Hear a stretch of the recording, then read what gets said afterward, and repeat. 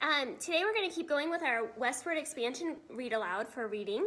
And yesterday, or I guess in our last lesson, whenever you watched that, you heard the story of Sequoia and how he was a Cherokee man who created a written language for his people and his culture, and how that language still is in existence today, and how that culture and that group of people is still around today. The Cherokee tribe is mostly living in the United States state of Oklahoma. But in the story, you might remember hearing that Sequoia lived in the state of Tennessee. And that kind of brings us to today's story, which is called The Trail of Tears. In the time of Westward Expansion, a lot of settlers and Native Americans had conflict because they wanted the same land. The settlers were coming in and taking the land that the Native Americans were already living on. And so to help solve that problem, the United States government forced the Native Americans to move away from their homes and relocate to different parts of the United States. And so today's story tells a little bit about the story of the Native Americans' forced relocation. So we're going to start out first by taking a look at some of our new vocabulary words, and then we'll jump right into our story.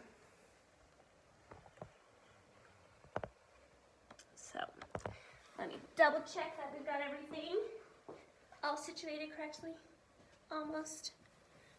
I want you guys to be able to see really well. All right, so our first vocabulary word today is the word encountered. Unexpectedly met with or came upon something. The next word, insisted. Demanded or said something firmly. Relocate.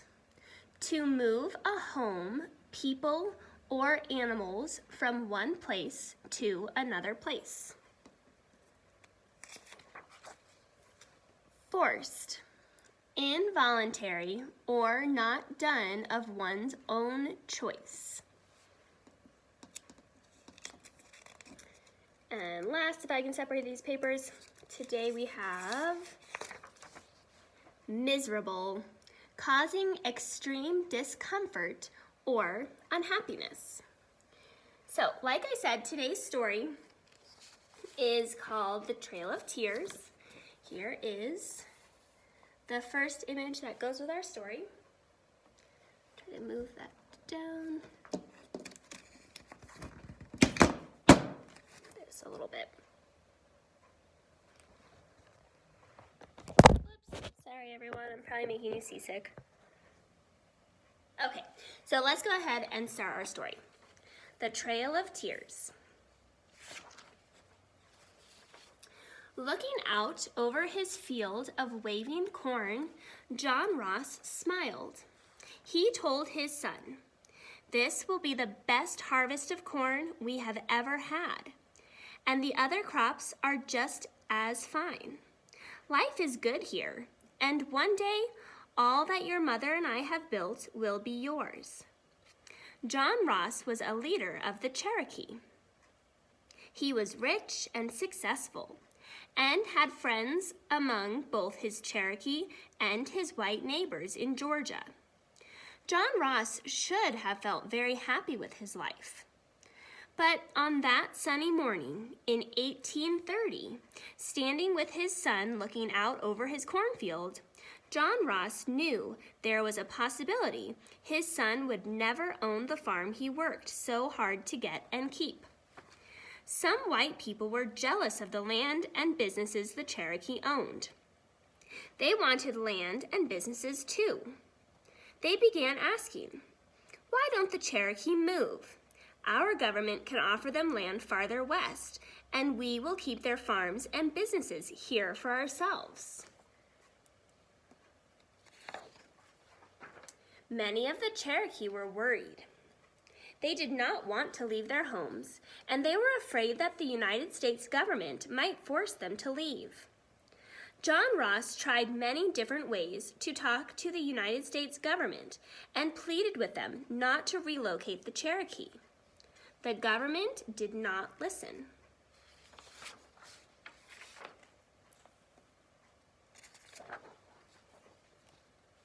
Two years before, in 1828, an Army general named Andrew Jackson had been elected President of the United States. Remember President Jackson from the War of 1812? He was a general that led the Battle of New Orleans. President Jackson was on the side of those settlers who wanted to take Native American land.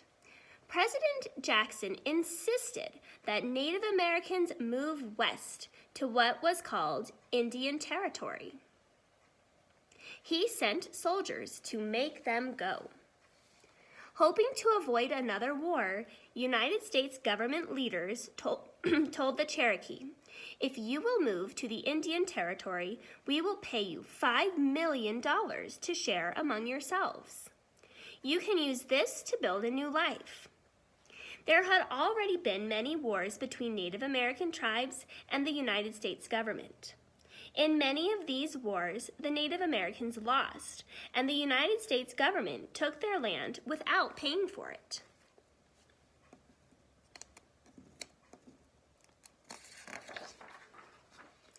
The United States government had promised to supply the Cherokee with wagons, oxen, horses, and food for the long journey.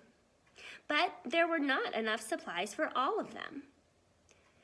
John Ross helped organize the Cherokee to face the problems of a long, difficult journey and a lack of supplies. "We will divide into smaller groups and make sure there is a doctor for each group. We do not have enough food to feed everyone, so we will have to hunt and fish on the way.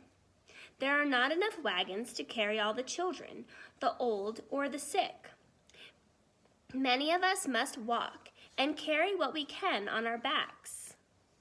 When the Cherokee set out, there were so many people that the line stretched for 3 miles.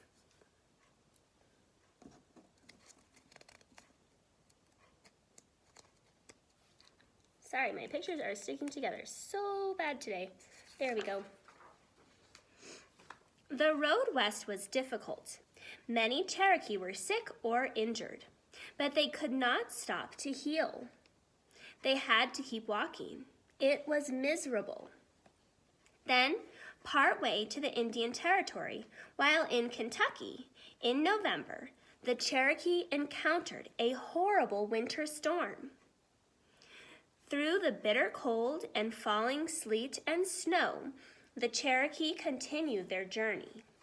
Many people died, and even after the storm ended, others were too weak to finish the trip.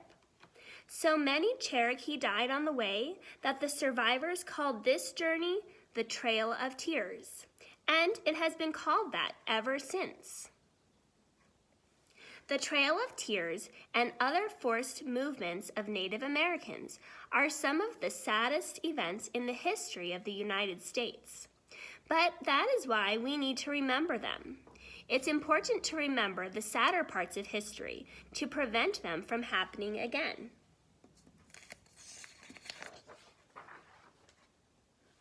With tremendous courage, and after many years of hard work, the Cherokee built themselves a new life. Most of them, and many other Native Americans who were forced to relocate, never again saw their old homes back in Georgia.